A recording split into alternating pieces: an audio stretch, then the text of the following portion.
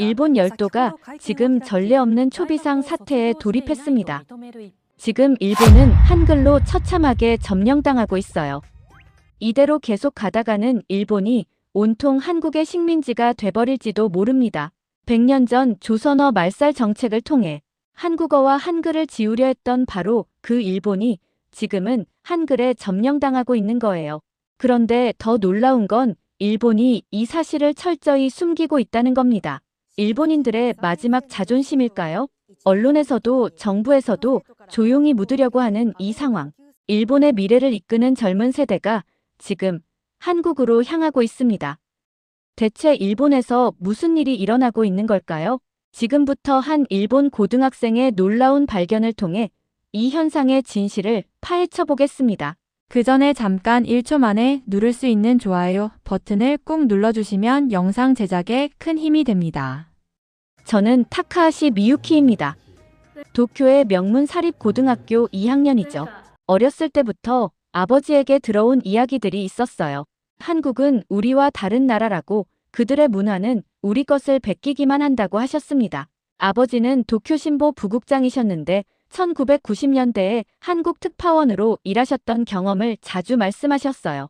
그때 한국의 사회 혼란과 반일 감정을 직접 겪으셨다고 했습니다. 미유키, 그 나라 사람들은 늘 우리를 원망하고 있어 조심해야 한다. 말씀을 어릴 때부터 들어왔어요. 그래서 저는 자연스럽게 한국에 대해 경계심을 갖고 자랐습니다. K-팝이나 한국 드라마가 유행할 때도 일시적인 것일 뿐이야. 우리 문화가 훨씬 우수해라고 생각했어요. 한국 관련 뉴스를 볼 때도 아버지와 함께 역시 그런 나라야라며 고개를 젓곤 했습니다.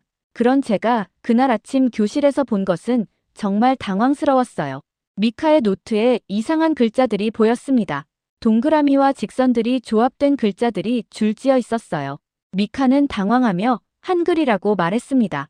요즘 많이 쓴다고, 생각을 적는 게 훨씬 빠르고 정리도 잘 된다고 했어요. 점심시간 복도를 걸어가는데 여기저기서 한글을 쓰는 학생들을 발견했습니다. 독서 동아리 게시판, 미술 동아리, 심지어 화장실 낙서까지. 마치 제가 모르는 사이에 학교 전체가 바뀐 것 같았어요. 오후 국어 시간이 더 충격적이었습니다. 다나카 선생님이 칠판에 히라가나와 한글을 나란히 적으셨어요. 같은 내용을 각각 다른 문자로 적어보라고 하셨죠.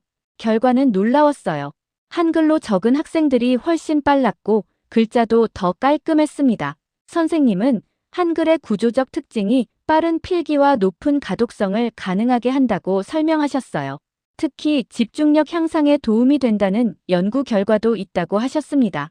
저는 그 순간 머릿속이 하얘졌어요. 일본어 선생님이 한글의 우수성을 설명하고 있다니. 전철에서도 주변을 관찰해봤는데 스마트폰으로 한글을 쓰는 일본 학생들이 보였어요. 집에 와서 아버지께 물어봤습니다. 아버지는 일시적인 유행일 뿐이라고, 곧 지나갈 것이라고 하셨어요. 하지만 표정에서 뭔가 다른 감정을 읽었습니다. 의도적인 외면 같은 건 말이죠. 밤에 스마트폰으로 검색해봤어요. 일본 학생 한글 유행이라고 쳤는데 관련 기사나 정보를 찾기 어려웠습니다. 몇 개의 개인 블로그만 간헐적으로 나올 뿐이었어요. 이상했습니다. 학교에서 본 것처럼 광범위한 현상이라면 언론에서 다뤄야 할 텐데 정작 공식적인 보도는 거의 없었어요. 분명히 알고 있으면서도 보도하지 않는 것 같았습니다. 다음 날 미카에게 다시 물어봤어요. 대략 6개월 전부터라고 했습니다. 처음에는 K-팝 가사를 따라 쓰다가 시작했는데 써보니까 생각보다 쉽고 편해서 계속 쓰게 됐다고 하더군요. 도서관에서 한글에 대한 책들을 찾아봤어요. 세종대왕이 만들었다는 것, 과학적인 문자라는 것은 알고 있었지만 자세한 내용은 처음이었습니다. 24개의 자모로 모든 소리를 표현할 수 있고 학습 효과에 대한 연구들도 많았어요. 컴퓨터실에서 더 자세히 검색해보니 더욱 충격적이었어요. 한글은 이미 세계 여러 언어학자들로부터 극찬을 받고 있었고 유네스코에서도 인정한 우수한 문자였습니다. 집에 와서 아버지께 다시 물어봤어요. 한글의 우수성에 대한 연구 결과들과 일본 학생들 사이의 현상에 대해서요. 아버지는 이번에도 애매하게 대답하셨습니다. 연구 결과가 있다고 해서 모든 게 사실인 건 아니라고, 문화적 맥락을 고려해야 한다고 하셨어요. 하지만 아버지의 말에서 뭔가 방어적인 느낌을 받았습니다. 마치 인정하고 싶지 않은 사실을 억지로 부정하는 것 같았어요. 그날 밤, 저는 다시 한번 검색을 계속했습니다. 해외 연구들까지 찾아보니 한글의 교육적 효과는 이미 여러 나라에서 입증된 사실이었어요. 일주일이 지났을 때 저는 하나의 결론에 도달했습니다. 이 현상은 단순한 유행이 아니라는 것이었어요. 뭔가 더 깊은 의미가 있을 것 같았습니다. 저는 마침내 결심했어요. 직접 확인해 보기로 한 거죠. 한글에 대한 호기심이 커질수록 더 이상한 점들을 발견했습니다.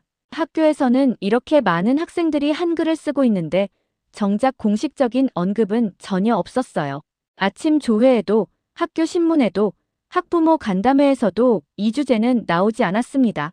집에서 뉴스를 볼 때도 유심히 관찰해봤어요. NHK부터 민영방송까지 교육 관련 보도들을 꼼꼼히 체크했는데 한글 현상에 대한 보도는 단 한 건도 찾을 수 없었습니다.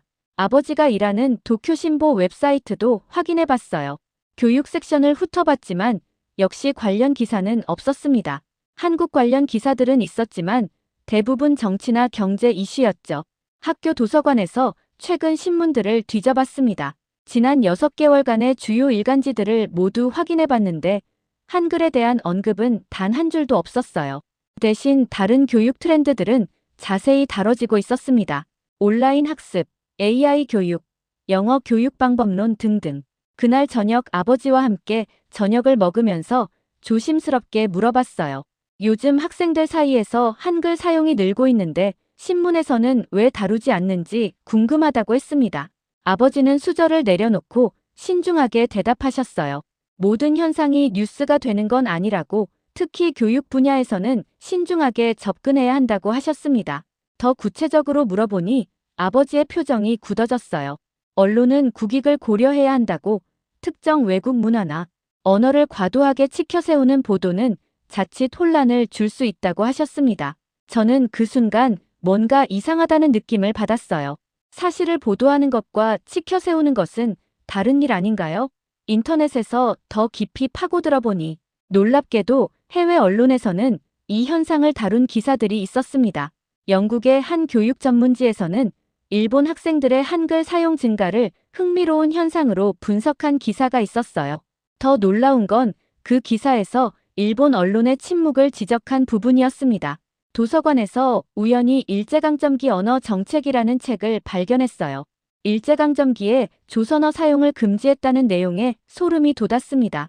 과거에는 일본이 다른 나라의 언어를 억압했는데 지금은 그 나라의 언어를 일본 학생들이 자발적으로 배우고 있다니. 할머니께 전화를 드려서 조심스럽게 물어봤어요.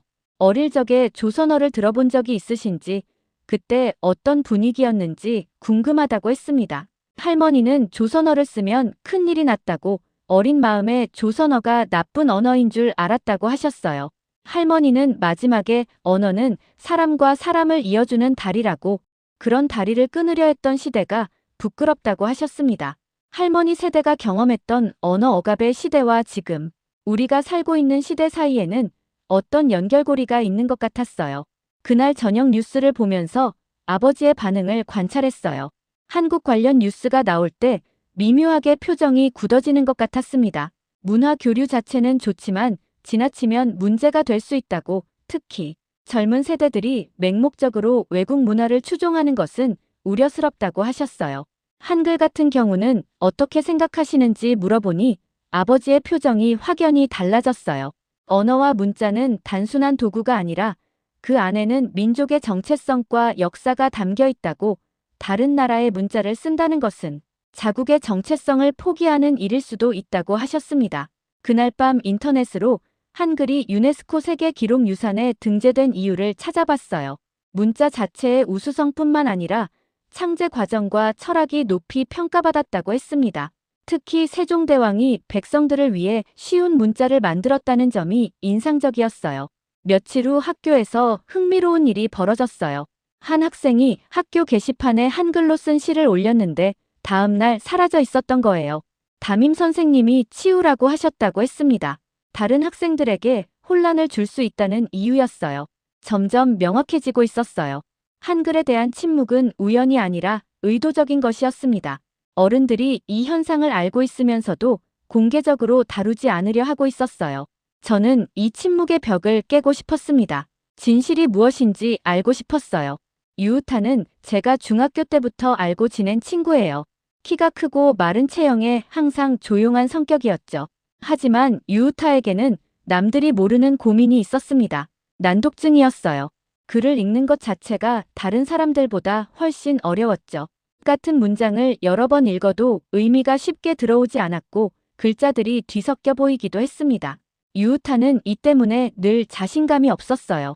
그런 유우타가 한글과 만난 건 우연이었어요.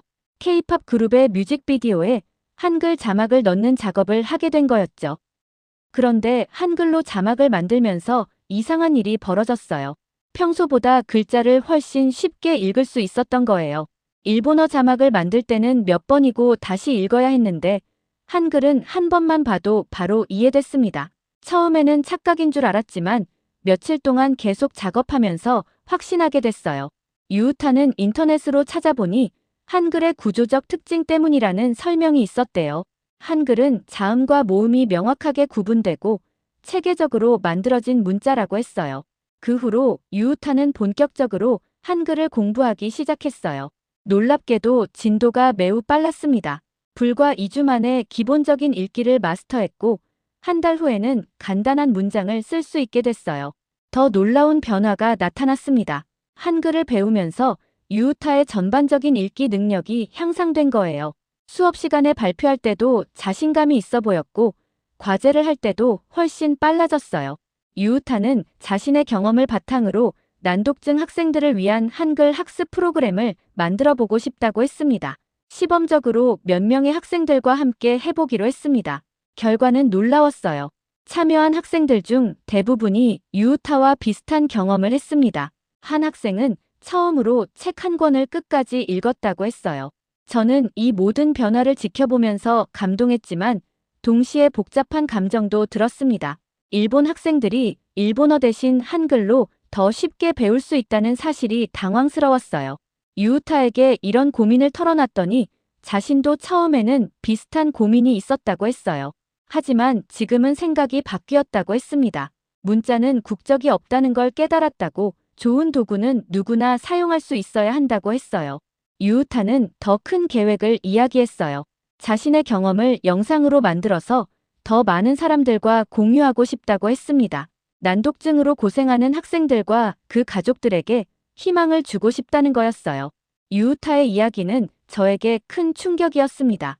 그리고 한글에 대한 제 시각을 완전히 바꿔놓은 결정적인 계기가 됐어요. 유우타의 변화를 목격한 후 저는 더 이상 가만히 있을 수 없었어요. 마침 학교에서 자유탐구 과제가 주어졌고 저는 주제를 한글 학습이 일본 학생들에게 미치는 영향으로 정했습니다. 첫 번째로 찾아간 곳은 학교 특수학급이었어요. 일주일 동안 관찰한 결과는 놀라웠습니다. 평소 글 읽기를 어려워하던 학생이 한글로는 훨씬 쉽게 문장을 읽고 있었어요. 특히 자폐 스펙트럼 장애가 있는 한 학생의 경우 한글 학습을 통해 의사소통 능력이 눈에 띄게 향상됐다고 하셨죠. 두 번째로 찾아간 곳은 지역 노인복지관이었어요. 한글 교실이 열리고 있었는데 놀라운 건 학습 속도였어요. 70대, 80대 할머니들이 불과 몇 주 만에 한글을 읽고 쓸 수 있게 되셨습니다. 세 번째로 방문한 곳은 다문화가정 지원센터였어요. 한글이 일본어보다 배우기 쉬워서 먼저 한글로 기초를 다진 후 일본어를 배우는 분들이 많다고 했어요. 한 베트남 분은 한글을 먼저 배운 후 일본어를 공부했더니 훨씬 쉬웠다고 하셨어요. 네 번째로 도서관에서 관련 논문들을 찾아봤어요. 놀랍게도 관련 연구가 제법 많았습니다. 한 연구에서는 한글 학습이 뇌의 언어 영역 발달에 미치는 긍정적 영향을 뇌과학적으로 입증했어요. UNESCO에서 실시한 세계 문자 비교 연구에서는 학습 용이성, 표현력, 정보 처리 효율성 등 여러 기준에서 한글이 최고 점수를 받았다고 했어요. 다섯 번째로 한국에서 온 교환학생 하리와 인터뷰를 했어요. 하리는 한글의 가장 큰 장점은 민주적이라는 것이라고 했습니다. 누구나 쉽게 배울 수 있고 배우고 나면 누구나 동등하게 사용할 수 있다는 거였어요. 일주일 동안의 조사를 마치고 30페이지에 달하는 보고서를 완성했어요. 모든 분야에서 한글의 학습 효과가 입증됐습니다. 객관적으로는 한글의 우수성이 명확했지만 감정적으로는 받아들이기 어려웠어요. 담임 선생님께 보고서를 제출했더니 놀라워하시면서도 조금 걱정스러워 하셨어요. 민감한 문제라고만 하셨습니다. 그 반응을 보면서 저는 다시 한번 확신했어요. 한글에 대한 침묵이 의도적이라는 것을 말입니다. 일주일 동안의 조사를 마치고 나서 저는 앉을 자리를 잃은 기분이었어요. 머리로는 한글의 우수성을 인정할 수밖에 없었지만 마음으로는 도저히 받아들여지지 않았습니다. 정말 일본어보다 한글이 나은 걸까요? 그렇다면 지금까지 우리가 자랑스럽게 여겨온 일본 문화의 정체성은 뭐가 되는 걸까요? 점심시간에 미카와 이런 고민을 털어놨더니 미카는 그런 고민을 해본 적이 없다고 했어요. 그날 오후 아버지 회사에서 흥미로운 일이 벌어졌어요. 한국 콘텐츠 관련 기사에 대한 내부 지침이 내려왔다고 하셨어요. 한국 문화를 과도하게 찬양하지 말라는 내용이었습니다. 그날 밤 유우타로부터 전화가 왔어요. 자신이 만든 영상이 거의 완성됐다고 했습니다. 하지만 저는 갑자기 걱정이 됐어요. 이런 영상이 공개되면 큰 논란이 될 것 같았거든요. 저는 유우타에게 조심스럽게 말했어요. 영상을 공개하기 전에 한 번 더 생각해보라고 했습니다. 유우타는 제 말을 듣고 화가 났어요. 자신에게 도움이 된 것을 공유하는 것이 왜 문제가 되냐고 했습니다. 다음 날 점심시간에 유우타가 저에게 물어봤어요. 정말 걱정되는 건 부작용인지 아니면 제가 변화를 받아들이기 싫어하는 것인지 말이에요. 저는 솔직하게 대답했어요. 둘 다라고 했습니다. 일본 학생으로서의 자존심 때문에 한글의 우수성을 인정하기 어렵다고 털어놨어요. 유우타는 자신도 처음에는 비슷한 고민이 있었다고 했습니다. 하지만 시간이 지나면서 생각이 바뀌었다고 했어요. 그날 오후 저는 혼자서 많은 생각을 했어요. 결국 제가 가장 두려워하는 건 변화 자체였어요. 지금까지 당연하다고 여겨온 것들이 흔들리는 것이 무서웠습니다. 저는 그날 밤 중요한 결정을 내렸어요. 제 감정적인 저항보다는 객관적인 사실을 우선시하기로 한 거였습니다. 다음 날 유우타에게 전화를 걸어서 영상 공개를 지지한다고 말했어요. 유우타와 화해하고 나서 저는 마침내 용기를 냈어요. 직접 한글을 배워보기로 한 거였습니다. 유우타가 추천해준 학습 앱으로 시작했어요. 첫 번째 단계는 한글 자모를 익히는 것이었어요. 기본 자음 14개와 모음 10개부터 시작했습니다. 처음 이 글자들을 보았을 때는 정말 신기했어요. 히라가하나나 가타가하나와는 완전히 다른 느낌이었습니다. 둘째 날에는 자음과 모음을 조합해서 글자를 만드는 연습을 했어요. 기역 아가, 니은 아나 이런 식으로 말이죠. 한글은 레고, 블록처럼 조립하는 방식이었어요. 24개의 기본 자모만 알면 모든 한글을 읽을 수 있다는 게 놀라웠습니다. 일주일이 지났을 때 저는 간단한 문장을 읽을 수 있게 됐어요. 이 과정에서 가장 놀란 건 학습 속도였어요. 히라가하나를 배울 때보다 훨씬 빨랐습니다. 한글은 원리를 이해하고 나니 저절로 읽혀졌어요. 한 달이 지났을 때 저는 간단한 자기소개를 한글로 쓸 수 있게 됐어요. 제가 완전히 새로운 문자 체계를 습득했다는 것이었거든요. 이 경험을 통해 확실히 깨달은 게 있었어요. 한글의 학습 용이성은 과장이 아니라 사실이었습니다. 하지만 여전히 복잡한 감정이 들었어요. 한글을 쓸 때마다 뿌듯하면서도 동시에 미안한 마음이 들었습니다. 하지만 동시에 신기하기도 했어요. 한글로 쓸 때가 생각이 더 명확해진다는 것이었습니다. 5주째가 되자 저는 한국어 자체를 배워보고 싶어졌어요. 유우타의 추천으로 온라인 한국어 강의를 듣기 시작했어요. 첫 한국어 수업은 정말 신기했어요. 이미 한글을 읽을 수 있어서 학습이 훨씬 쉬웠어요. 2주 정도 한국어를 공부하고 나니 간단한 대화 정도는 할 수 있게 됐어요. 한국어를 배우면서 한국 문화에 대해서도 자연스럽게 알게 됐는데 생각보다 일본과 비슷한 점이 많았어요.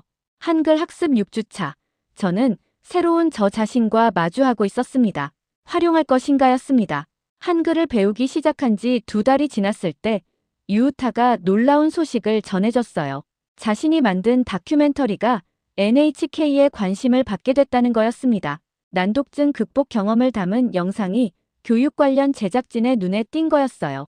NHK에서는 문자, 희망을 쓰다라는 제목으로 읽기 장애를 다루는 다큐멘터리를 준비하고 있었어요.